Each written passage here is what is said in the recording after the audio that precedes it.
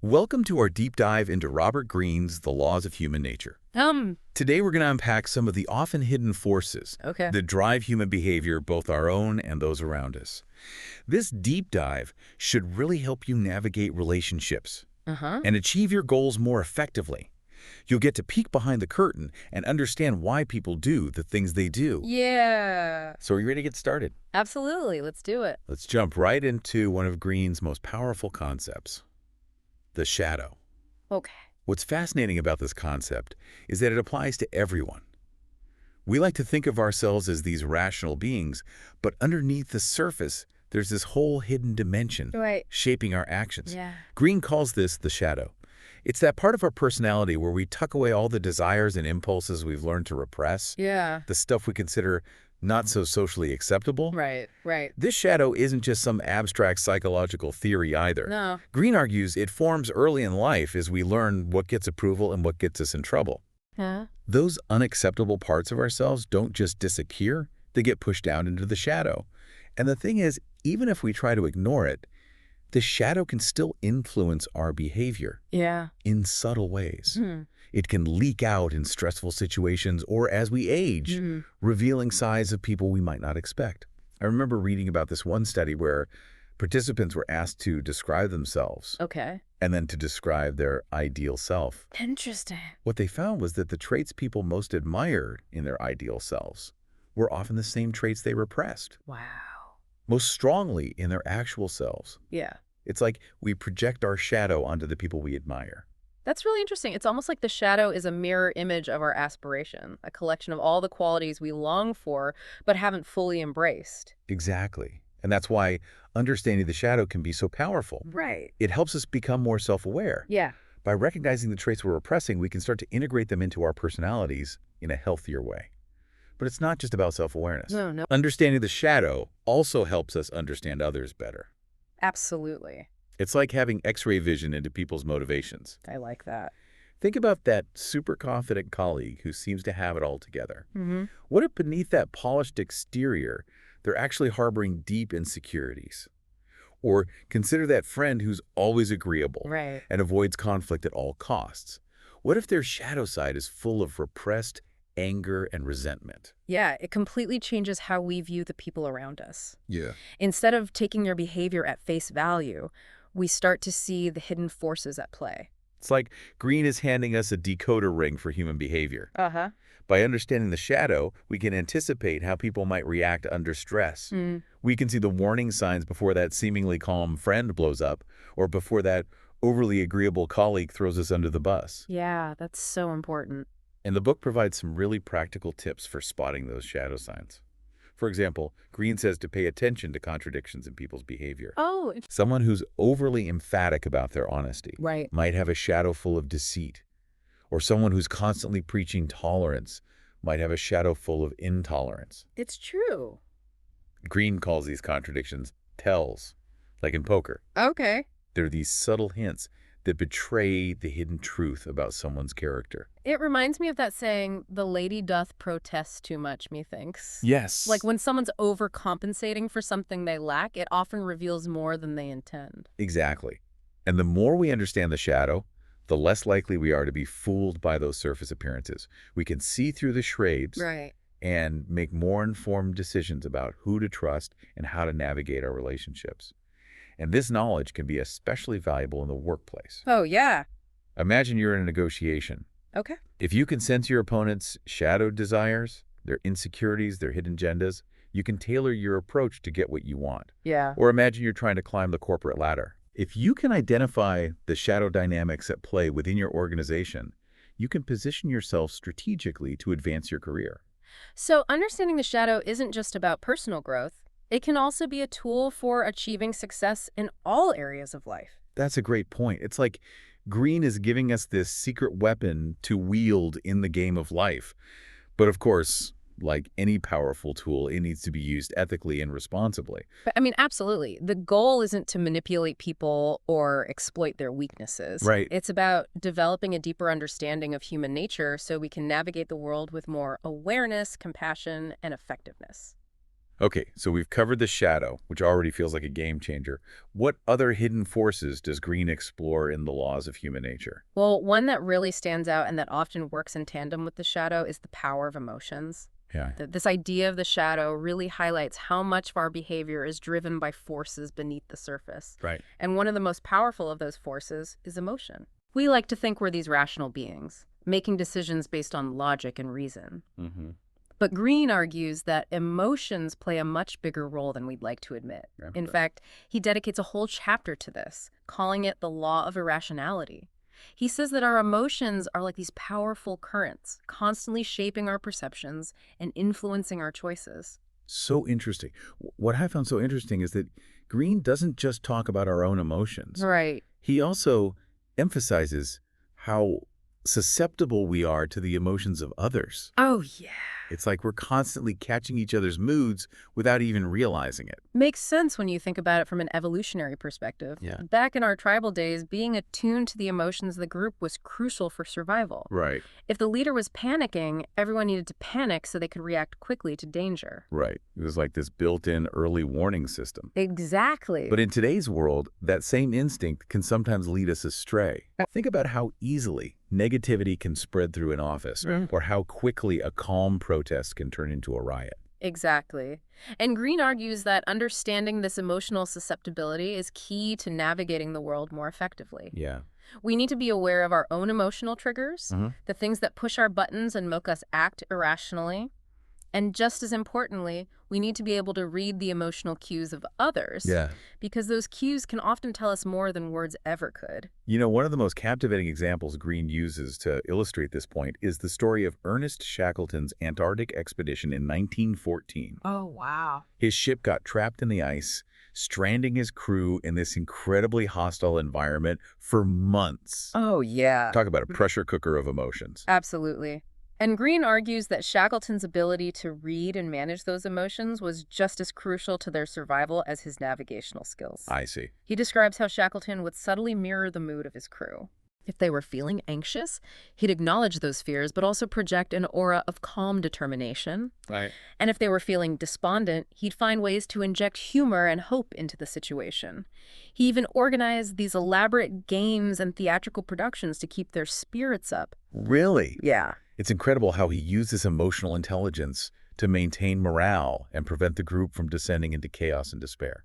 Exactly. It's a brilliant example of how understanding and managing emotions can be the difference between success and failure, even in the most extreme circumstances. And, you know, it makes me think about how often we underestimate the power of emotions in everyday life. Right? How often we try to suppress our feelings or ignore the feelings of others. We are so quick to do that. We're so conditioned to think that emotions are weak or unprofessional. Yeah. But Greene is arguing that they're actually this incredible source of power if we know how to use them wisely. If we know how to use them wisely, yeah. And one of the keys to using them wisely is learning to read those nonverbal cues that we're all constantly sending out. Right. Greene calls these the secret language of emotion. It's like becoming a human lie detector. Well, maybe not a lie detector in the literal sense, Okay. but definitely more attuned to what people are really thinking and feeling, even if they're trying to hide it. I like that.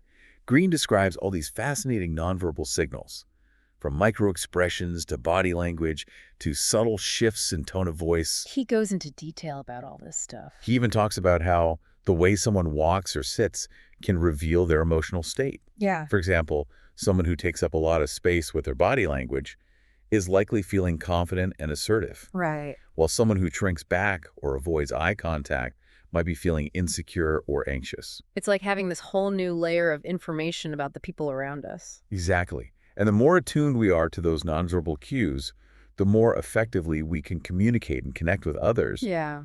We can sense when someone needs reassurance, when they're feeling threatened, or when they're trying to deceive us. And on the flip side, we can also learn to control our own nonverbal signals to project confidence and authenticity, even when we're feeling insecure. You know, it reminds me of that saying, it's not what you say, it's how you say it. Exactly. Yeah. Our nonverbal communication often carries more weight than our words. It does. And Greene provides some really practical tips for decoding those signals. Oh, that's good. For example, he says to pay attention to incongruities. Okay. If someone's saying one thing, but their body language is telling you something completely different, Trust your gut. Right. There's likely something more going on beneath the surface. Right. He also emphasizes the importance of paying attention to the tone of voice. Yeah. A slight change in inflection can completely change the meaning of a sentence. It's amazing how much information we're constantly transmitting and receiving without even realizing it. It really is. Yeah. And the more we understand this secret language of emotion, the more effectively we can navigate the world, build stronger relationships, and achieve our goals. And you know, this whole discussion about the power of emotions and nonverbal communication really ties into another fascinating law that Greene explores, the law of conformity. Oh, yes, this one feels particularly relevant in today's world where we're constantly bombarded with messages about fitting in and following the crowd. Exactly. Greene argues that conformity is this incredibly powerful force that shapes our behavior, Yes. often without us even realizing it. We have this deep-seated need to belong, to be accepted by the group. Yeah. And that need can override our own individual desires and values. It's like we're wired to follow the herd, Right? even if the herd is heading in the wrong direction. That's a great analogy. And Greene argues that this conformity instinct stems from our evolutionary past. Right? Back in our tribal days, belonging to a group meant safety and security. Of course. Those who were ostracized from the tribe were much less likely to survive. So it's like this ancient survival mechanism that's still operating in our modern brains. Exactly. And while conformity can certainly have its benefits, Sure. helping to maintain social order and cooperation, Mm-hmm. Greene argues that it can also be incredibly dangerous. Right. It can stifle creativity, innovation, and even moral courage. We see this play out all the time in history, from the Salem witch trials to the rise of Nazi Germany. Exactly. When groupthink takes over, people can be persuaded to do terrible things that they would never do on their own. It's chilling to think about how easily we can be swayed by the opinions of others, especially when we're feeling insecure or uncertain. And Greene argues that this tendency towards conformity is especially pronounced in situations where we feel threatened or anxious. Right. When our primal survival instincts kick in, we're more likely to look to the group for guidance and reassurance. It's like that saying, when in Rome, do as the Romans do. But what if the Romans are doing something terrible? That's the question Greene wants us to ask ourselves. He encourages us to cultivate a more critical and independent mindset, Uh-huh. to question authority, to challenge the status quo, Yeah. and to have the courage to stand up for what we believe in, even when it means going against the grain. So it's not about rejecting conformity altogether. Right. It's about finding that balance between fitting in and standing out, Yes, between following the rules and breaking them when necessary. exactly. And Greene provides some really practical strategies for resisting the pull of conformity. Oh, like what? For example, he suggests we surround ourselves with people who challenge our thinking, Yeah, who encourage us to question our assumptions, and who support our individuality. that's huge. He also encourages us to cultivate a strong sense of self-awareness, Okay.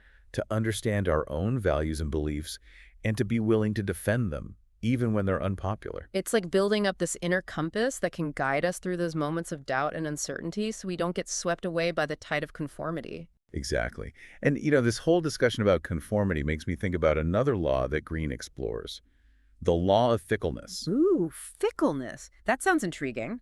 What's that one all about? Well, it's essentially about how quickly people's opinions and loyalties can change. Okay.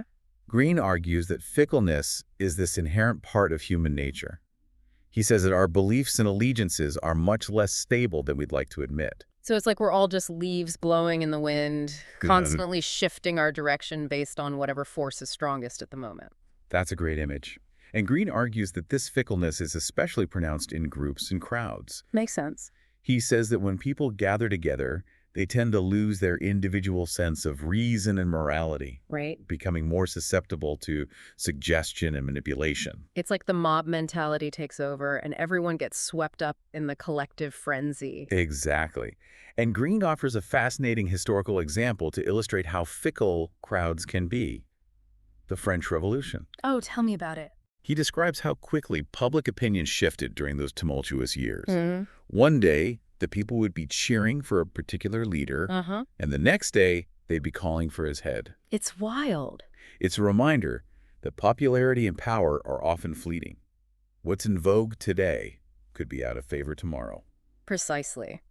And Greene argues that understanding the law of fickleness can help us navigate these shifts in public opinion, Right. both in our personal lives and in our professional endeavors. So instead of getting caught up in the latest trends or blindly following the crowd, we need to develop a more discerning and independent perspective. Exactly. And he offers several strategies for doing just that. Okay. He suggests we cultivate critical thinking skills, Uh-huh. learn to question authority, and avoid making hasty judgments based on fleeting emotions or the opinions of others. So it's about becoming more grounded in our own values and principles so we're less susceptible to the whims of the crowd? Right. And he also emphasizes the importance of building genuine connections with people based on shared values and mutual respect, Yes. rather than on fleeting trends or superficial affiliations. So it's about finding those people who are in it for the long haul, Right. who will stick by us even when the winds of public opinion shift. Exactly. And, as we're talking about the importance of building strong relationships and navigating those social dynamics, I think it's the perfect time to move on to another law that's crucial for understanding how people interact: the law of aggression. Aggression. This one sounds a bit intimidating. Is he talking about physical violence? Not necessarily. Greene uses the term aggression in a broader sense, Okay. encompassing all forms of assertive and even manipulative behavior that people use to get what they want. So it's about understanding the different ways in which people assert their power and influence? Exactly. And Greene argues that aggression is an inherent part of human nature. Interesting. He believes that we're all born with this drive to compete, to dominate, to assert ourselves over others. But isn't that a bit of a pessimistic view of human nature? Yeah. I mean, surely we're capable of cooperation and empathy as well. Of course. Greene isn't saying that we're all inherently bad or selfish, Go. but he does believe that understanding the darker side of human nature is essential for navigating the world effectively. Yeah. He argues that ignoring or denying our aggressive impulses only makes them more likely to manifest in unhealthy ways. So it's like trying to suppress our shadow side only makes us stronger. Exactly. And Greene offers some pretty vivid examples of how repressed aggression can leak out in passive-aggressive behavior, Oh, yeah. in subtle sabotage and sudden outbursts of anger and frustration. Okay, I'm starting to see how this applies to everyday life. Yeah. I think everyone has encountered those colleagues who seem all smiles on the surface, Right. but secretly they're undermining you at every turn. Right. And Greene argues that understanding the law of aggression isn't just about recognizing these manipulative tactics in others. It's also about becoming aware of our own aggressive impulses so we can channel them in a more healthy and productive way. So it's about taking ownership of our own power and using it constructively rather than letting it control us. Exactly. And Greene offers several strategies for doing just that. So, Jess. He suggests we cultivate assertiveness skills, Okay. learn to negotiate effectively, and find healthy outlets for our competitive drive, I see. whether it's through sports, games, or even creative pursuits. So it's about finding ways to express our aggression in a way that doesn't harm ourselves or others. Right.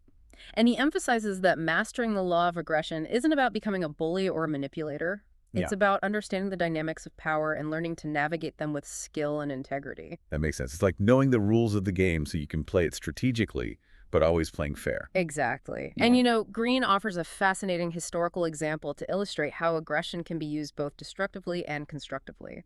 The story of Georges Danton, a key figure in the French Revolution. Ooh, I'm intrigued. What did Danton do that demonstrates this duality of aggression? Well, Danton was a brilliant orator and a master of persuasion. Hmm. He used his aggressive energy to rally the people, to inspire them to fight for their rights, to overthrow the monarchy. He was a key figure in pushing the revolution forward, but his aggression also had a dark side. I see. He became increasingly ruthless and paranoid as he gained power, Right. eventually turning on his former allies and orchestrating their executions. It's a classic example of how power can corrupt, even those who start with noble intentions. Precisely. And Greene argues that Danton's story is a cautionary tale for anyone who seeks power or influence. Yes. It's a reminder that aggression can be a powerful tool, but it must be used wisely and ethically, or it can easily turn destructive. That's a powerful lesson. It's like we need to be mindful of our own shadow side, even as we strive for greatness. And, this whole discussion about the dynamics of power and how different people wield it differently makes me think about another one of Greene's laws, the law of generational myopia. Ah, yes. This one is all about understanding the unique perspectives and biases of different generations. So he's talking about those classic generational clashes, Yeah. like the boomers versus the millennials. Exactly. Greene argues that each generation develops its own unique worldview, Okay. shaped by the historical events and cultural trends they experienced during their formative years. Mhm. And he says that this generational perspective can often create a sort of blindness, a myopia, that makes it difficult for people of different generations to understand and relate to each other. So it's like we're all speaking different languages even though we're using the same words. That's a great way to put it. And Greene argues that this generational myopia can lead to a lot of misunderstandings and conflicts, Right. both in our personal lives and in the wider world. So how do we bridge this generational divide? Because it does feel like a real divide sometimes. Greene suggests we first become aware of our own generational biases, Okay. to recognize how our upbringing and experiences have shaped our worldview. He encourages us to step outside our generational bubble and try to see the world through the eyes of those who came before us and those who will come after us. So it's about developing empathy and understanding for other generations, even if we don't always agree with their perspectives. Exactly. And Greene also encourages us to find common ground, Uh-huh. to focus on the values and aspirations that unite us rather than on the differences that divide us. It's like recognizing that we're all part of this larger human story, even if we're experiencing it from different vantage points. Right. And, Greene offers some really insightful examples of how to bridge this generational divide. Okay. He talks about Nelson Mandela, who was able to unite South Africa after decades of apartheid by focusing on reconciliation and forgiveness rather than on revenge and retribution. That's a powerful example. It shows that it's possible to overcome even the deepest divisions if we're willing to listen to each other and find common ground. Exactly. And Greene also discusses the importance of mentoring relationships, where people of different generations can learn from each other and share their wisdom and perspectives. So it's about creating opportunities for intergenerational dialogue and collaboration where we can all benefit from each other's experiences. Absolutely. And, as we're talking about the importance of learning from the past, confronting our own mortality and embracing the future, I think it's a perfect time to transition to another fascinating law that Greene explores, the law of death denial. Ooh, this one sounds a bit heavy. Is he talking about our reluctance to confront our own mortality? Exactly. Greene argues that death denial is this deeply ingrained human instinct. Yeah. He believes that we have a natural aversion to thinking about our own demise, Uh-huh. and that this aversion can shape our behavior in all sorts of ways. So it's not just about avoiding funerals or refusing to write a will. Right. It's something much more pervasive than that. Right. Greene argues that death denial can manifest in all sorts of subtle ways, Okay. from our obsession with youth and beauty to our tendency to procrastinate on important tasks. He says that we often distract ourselves with trivial pursuits, Yeah. seeking instant gratification rather than confronting the bigger questions about our existence. It's like we're trying to outrun the Grim Reaper by filling our lives with noise and distractions. That's a vivid way to put it. And Greene argues that this death denial, while understandable, can ultimately diminish our lives. Right. He believes that confronting our mortality can actually be a powerful catalyst for living a more meaningful and fulfilling life. So it's not about dwelling on death. Right. It's about using the awareness of our limited time to motivate us to make the most of each day. Exactly. And Greene offers several strategies for embracing our mortality in a healthy and empowering way. Okay. He suggests we reflect on our legacy, on Yeah. the impact we want to have on the world, on the values we want to embody. Yes. He encourages us to savor the present moment, to appreciate the beauty and wonder of life, to cherish our relationships, and to live each day with a sense of gratitude and purpose. This sounds like a recipe for a rich and fulfilling life. But it also requires a certain amount of courage to face our fears and embrace the unknown. Absolutely. And, Greene offers some really inspiring examples of people who embraced their mortality and used it as fuel for living a more meaningful life. Like who?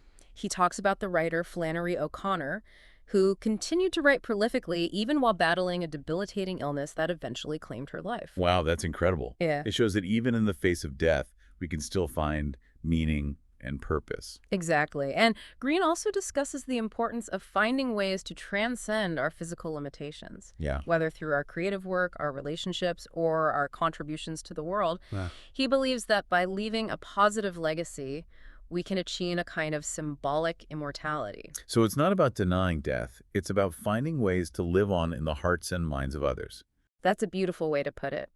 And, as we're talking about the importance of leaving a positive legacy and confronting these deeper truths about ourselves, I think it's a perfect time to move on to another law that Greene explores, the law of repression. Repression. Is he talking about pushing down our negative emotions and thoughts? That's part of it, but Greene uses the term repression in a broader sense, Okay. encompassing all the ways in which we try to hide or deny uncomfortable truths about ourselves and the world around us. Interesting. He argues that repression is a necessary part of human existence. Okay. It's what allows us to function in society, Uh-huh. to maintain a sense of order and civility.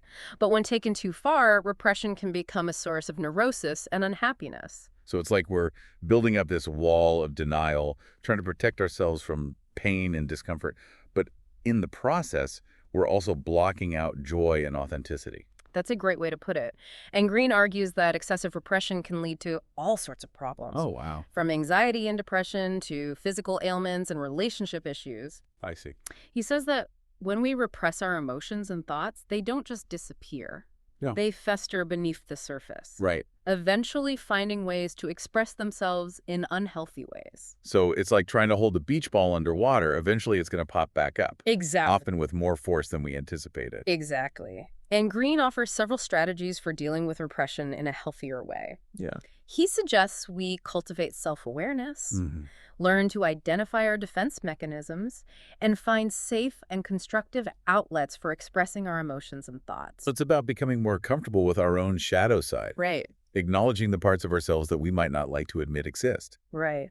And Greene also emphasizes the importance of seeking professional help when necessary, Right. especially if we're struggling with deep-seated trauma or emotional pain. So it's about recognizing that sometimes we need a little extra support to work through those repressed emotions and find healing. Absolutely. And, Greene offers some really insightful examples of how repression can manifest in destructive ways. Okay. He talks about the writer Fyodor Dostoevsky, whose own struggles with guilt, shame, and repressed desires fueled his literary masterpieces. Wow. That's fascinating. It's like he was able to transform his personal demons into art. Exactly. Right. And Greene argues that while repression can be a source of pain and suffering, Right. it can also be a wellspring of creativity and insight if we're willing to confront it and work through it. That's a powerful message. Mm-hmm. It's like our greatest challenges can also be our greatest teachers.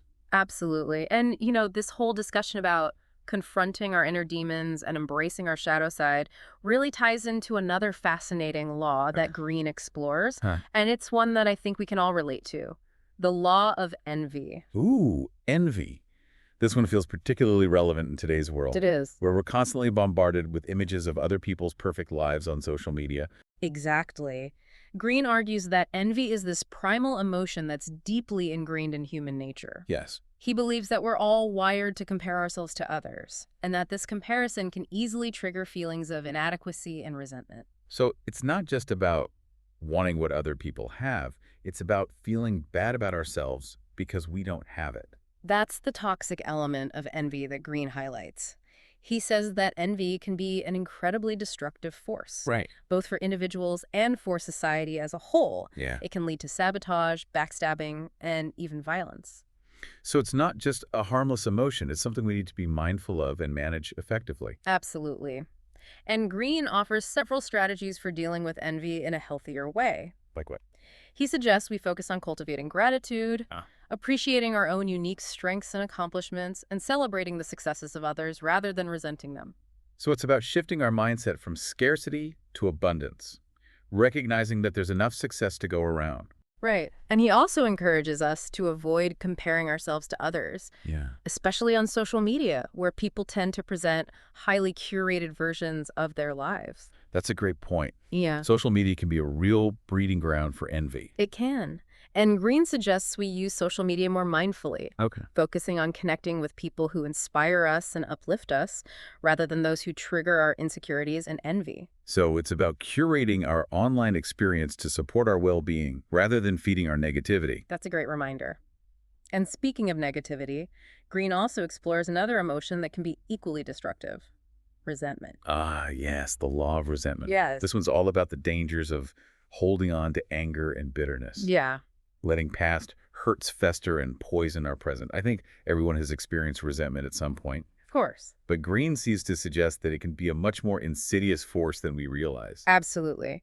He argues that resentment is like a slow-acting poison, eating away at our happiness and well-being. It can distort our perceptions, make us see the world through a negative lens, and even lead to self-sabotaging behavior. So it's not just about feeling bad, it's about actually acting out in ways that harm ourselves and our relationships. Exactly. Greene provides some really vivid examples of how resentment can manifest in destructive ways. Such as? He talks about the Roman Emperor Tiberius, Okay. who became increasingly paranoid and cruel as he aged, Yeah. consumed by resentment over past betrayals and perceived insults. It's like he let his bitterness consume him, turning him into the very tyrant he'd once despised. Precisely. And Greene argues that Tiberius's story is a cautionary tale for all of us. Yes. It's a reminder that holding on to resentment only hurts us in the end.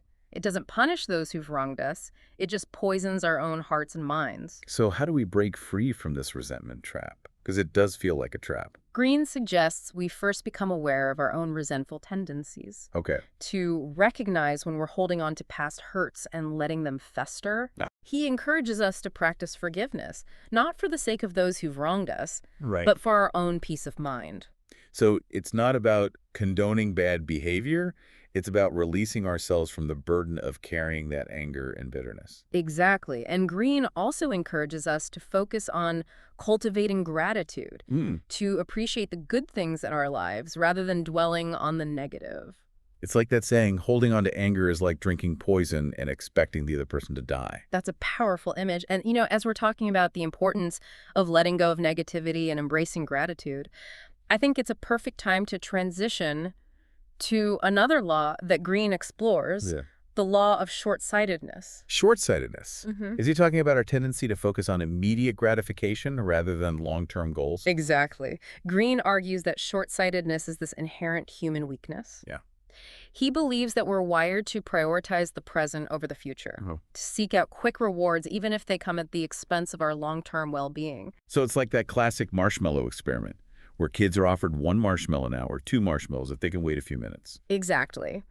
And Greene argues that we all face similar choices throughout our lives. Yeah. Whether it's choosing to indulge in unhealthy habits or procrastinating on important tasks. Right. He says that our short-sightedness is often fueled by our emotions, by our fears, by our insecurities, and by our desire to avoid discomfort. So it's like we're constantly sabotaging ourselves by choosing the easy path over the one that will ultimately lead to greater happiness and fulfillment. That's the danger that Greene highlights. He believes that our short-sightedness can prevent us from achieving our full potential and from living truly meaningful lives. So how do we overcome this short-sightedness? Yeah. Because it does feel like a powerful force. Greene suggests we first become aware of our own short-sighted tendencies, to recognize when we're making choices based on immediate gratification rather than on our long-term goals. Right. He encourages us to develop a more strategic perspective, to think ahead, to anticipate the consequences of our actions, and to make choices that align with our values and aspirations. So it's about becoming more mindful and intentional in our decision-making. Exactly. And Greene also encourages us to cultivate patience and discipline, to delay gratification, to invest in our future selves, even if it means sacrificing some pleasure in the present. So it's about finding that balance between enjoying the moment and planning for the future. Right. And he emphasizes that overcoming short-sightedness isn't about denying ourselves pleasure. No. It's about making choices that will ultimately lead to greater happiness and fulfillment in the long run. It's like that saying, the best things in life are worth waiting for. Exactly. And, you know, as we're talking about the importance of having a long-term perspective and really understanding how our minds work, I think it's a perfect time to transition to another law that Greene explores, the law of defensiveness. Defensiveness. Is he talking about our tendency to protect our egos, even when it's not in our best interest? Precisely. Greene argues that defensiveness is this universal human instinct. He believes that we all have this deep-seated need to feel good about ourselves, to maintain a positive self-image, and that this need can often lead us to distort reality, to deny our flaws, and to resist feedback that challenges our self-perceptions. So it's like we're building up this wall of denial to protect our fragile egos, even if it means missing out on opportunities for growth and learning. That's the danger that Greene highlights. He believes that excessive defensiveness can prevent us from reaching our full potential and from forming authentic connections with others. So how do we overcome this defensiveness? Ah. Because it does feel like a powerful force. Greene suggests we first become aware of our own defensive patterns. Huh. To recognize when we're reacting to criticism or feedback with anger, denial, or justification. I see. He encourages us to cultivate a more humble and open-minded perspective. Host, speaker. He encourages us to be willing to acknowledge our flaws, to learn from our mistakes, and to seek out feedback that can help us grow. So it's about becoming more comfortable with vulnerability. Yeah, Recognizing that acknowledging our weaknesses doesn't make us less worthy, it actually makes us more human. exactly. Hmm. And Greene also encourages us to practice empathy, to try to understand the perspectives of others even when we disagree with them. Right. He said that when we can see the world through the eyes of others, we're less likely to feel threatened by their opinions or actions. So that's about building bridges rather than walls. That's a great way to put it. And as we're talking about the importance of overcoming defensiveness and building bridges, I think it's a perfect time to wrap up our deep dive into the laws of human nature. Okay. Wow, this deep dive into Robert Greene's The Laws of Human Nature has been fascinating. It really has. We've explored so many layers of human behavior, from the shadows that lurk beneath the surface to the power of emotions that often drive our choices. We've talked about the dangers of conformity and the fickleness of crowds, and we've even delved into the darker side of human nature with laws like aggression and defensiveness. It's a lot to take in. But I think Greene's work is so valuable because it helps us to see ourselves and the world around us with more clarity and understanding.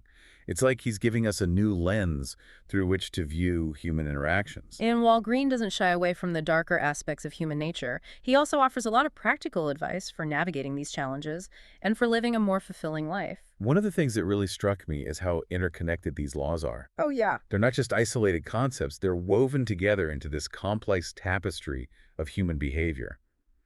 For example, we talked about how our shadow sides can drive our aggressive impulses, Right. and how our defensiveness can prevent us from acknowledging our shadow sides. It's like this intricate dance between our conscious and unconscious motivations, between our desires and our fears. And Greene argues that the key to mastering these laws is self-awareness. Right. The more we understand our own patterns of behavior, the better equipped we are to make conscious choices, to break free from those destructive cycles, and to create the lives we truly want. It's like that saying, know thyself. But Greene takes it a step further by providing us with a roadmap for actually achieving that self-knowledge. And one of the most powerful tools he offers is the idea of using history as a mirror. Oh, interesting. He argues that by studying the lives of historical figures, we can gain valuable insights into our own nature. I like that. It's like we're looking at these larger-than-life characters and seeing reflections of ourselves in their triumphs and their tragedies. Exactly. And Greene provides so many fascinating examples throughout the book, from the manipulative tactics of figures like Cleopatra and Casanova to the self-destructive patterns of rulers like Napoleon and Hitler. And so, By studying these examples, we can learn to recognize those same patterns in ourselves and in the people around us. We can see how ambition can turn into tyranny, how charisma can mask insecurity, and how even the most brilliant minds can be undone by their own flaws. it's true. It's a sobering reminder that we're all susceptible to these human weaknesses. But it's also empowering because it means that we can learn from the mistakes of others. We don't have to repeat the same patterns. We can choose a different path. And that choice, that ability to consciously shape our destinies, is ultimately what makes Greene's work so hopeful. Yeah, I agree. It's not about resigning ourselves to our fate. It's about recognizing that we have the power to change, to grow, and to become the best versions of ourselves. And he offers some really practical advice for doing just that. He does. He talks about the importance of developing our self-awareness through practices like journaling, meditation, and seeking feedback from others. Right. He also emphasizes the importance of setting clear goals, cultivating discipline, and surrounding ourselves with people who support our growth. It's like he's giving us a blueprint for living a more intentional and fulfilling life. Exactly. And while Greene's work can be challenging, it's also incredibly inspiring. It reminds us that we're all part of this grand human drama, with all its complexities and contradictions, and that while we may never fully escape our human nature, we can certainly learn to navigate it with more skill, wisdom, and compassion. All said. So as we wrap up this deep dive into the laws of human nature, I want to leave you with one final thought from Greene. He says, The only real freedom in life comes from understanding yourself and others. Once you understand the game, you can then play it with mastery. That's a good one. So I encourage you to continue exploring these laws, to apply them to your own life, and to see what insights and breakthroughs you uncover. Because the more we understand human nature, the more effectively we can create the relationships, the careers, and the lives we truly desire. Thank you for joining us on this deep dive. We'll see you next time, fellow explorers of the human experience.